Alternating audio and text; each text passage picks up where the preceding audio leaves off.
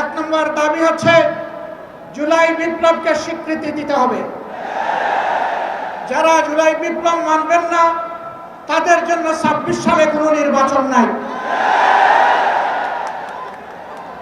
২৬-এর নির্বাচন দেখতে হলে আগে জুলাই বিপ্লবের স্বীকৃতি লাগবে। আর জুলাই বিপ্লবের স্বীকৃতি দিতে হলে জুলাই সনদের আইনি ভিত্তি দিতেই হবে। এই আইনি ভিত্তি ছাড়া কোনো নির্বাচন অনুষ্ঠান হওয়ার কোনো সম্ভাবনা নেই। কখন হবে এই আইনি ভিত্তির গোড়াপত্তন? এদেশের মুক্তিকামী মানুষের কথা একটাই, জাতীয় সংসদ নির্বাচনের আগে গণভোট অনুষ্ঠিত হতে হবে। গণভোটের ব্যাপারে সকল দল একমত, তাহলে তারিখ নিয়ে এই বায়নাবাজি কেন? একমত হয়ে যখন স্বাক্ষর করেছি সবাই, তখন গণভোট আগে হওয়াই হচ্ছে যুক্তিযুক্ত। এর মধ্য দিয়ে আইনি ভিত্তির পাটাতন তৈরি হবে ইনশাআল্লাহ, এবং এর ভিত্তিতেই আগামী জাতীয় সংসদের নির্বাচন অনুষ্ঠিত হবে। ওই নির্বাচন যখন অনুষ্ঠিত হবে তখন আর কোনো সংশয় সন্দেহ থাকবে না। আমরা চাই আগামী ফেব্রুয়ারিতে রোজার আগেই জাতীয় সংসদ নির্বাচন অনুষ্ঠিত হোক। এইটা নিয়ে কেউ ধূম্রজাল সৃষ্টি করার পায়তারা চালাবেন না, ওদূর পিণ্ডি বুদির গাড়ে ফেলবেন না। আমরা জাতীয় ঐক্যমত কমিশনে গিয়ে সকল দল আমাদের মতামত দিয়েছি। এই ৮ দলের পক্ষ থেকে ডজন কানেক নোট অফ ডিসেন্ট আমরা দেই নাই। আমরা প্রস্তাবনা আগলে যৌক্তিক মনে করে সেখানে আলাপ আলোচনায় আমরা ইতিবাচক মত দিয়েছি।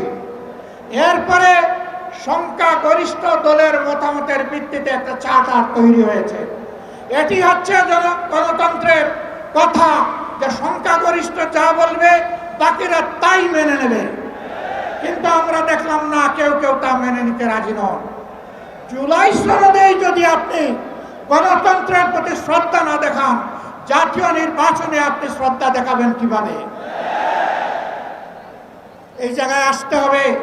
সকল বায়না ভুলে যান, জুলাই শহীদের রক্তের প্রতি সম্মান দেখান। জুলাইয়ে যারা লড়াই করেছে বুক টান করে, যারা পঙ্গু আহত হয়ে এখনো দুঃখে দুঃখে কষ্ট করছে, মেহরবানি করে তাদের বুকের ভাষা বোঝার চেষ্টা করুন। আমার ভাই আল্লামা মামুনুল হক সাহেব বলেছেন, লড়াই করে ফ্যাসিবাদ বিদায় করেছি, লড়াই করে জনগণের দাবি আদায় করব। আমি স্পষ্ট ভাষায় বলতে চাই, কোনো দলের নয়, জনতার বিজয় হবে ইনশাআল্লাহ। জনতা কি চায় কান পেতে শোনার চেষ্টা করুন। যদি এই ভাষা বুঝতে ব্যস্ত হন, তাহলে নিজের পরিণতির জন্য যে বুঝতে ব্যর্থ হবেন তাকে তৈরি থাকতে হবে।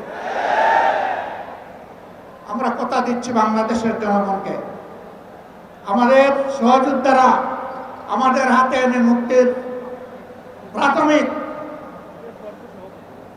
পরিবেশটা উপহার দিয়েছে। আমরা জনগণের মুক্তি আদায় করেই গড়ে ফিরব ইনশাআল্লাহ। আমরা ভদ্র ভাষায় কথা বলছি, ভদ্র ভাষায় কথা বলবো, কিন্তু আমাদের দাবির ব্যাপারে আমরা হিমালয়ের মতো অনড় থাকবো। কারণ এই দাবি জনগণের দাবি, কোনো দলের দাবি নয়। এই দাবি বিপ্লবের দাবি, এই দাবি ফ্যাসিবাদের দাবি নয়। অতএব ফ্যাসিবাদের দাবির কাছে বাংলাদেশের জনগণ মাথা নত করবে না। তৈরি হন। যতক্ষণ পর্যন্ত জনগণের দাবি আদায় না হবে, আমাদের আন্দোলন দুর্বার গতিতে চলতে থাকবে ইনশাআল্লাহ। আজ শীর্ষ নেতৃবৃন্দ এই মিটিং এর পরে আমরা মিলিত হচ্ছি। পরবর্তী কর্মসূচি যথাশীঘ্রই আপনারা জানতে পারবেন।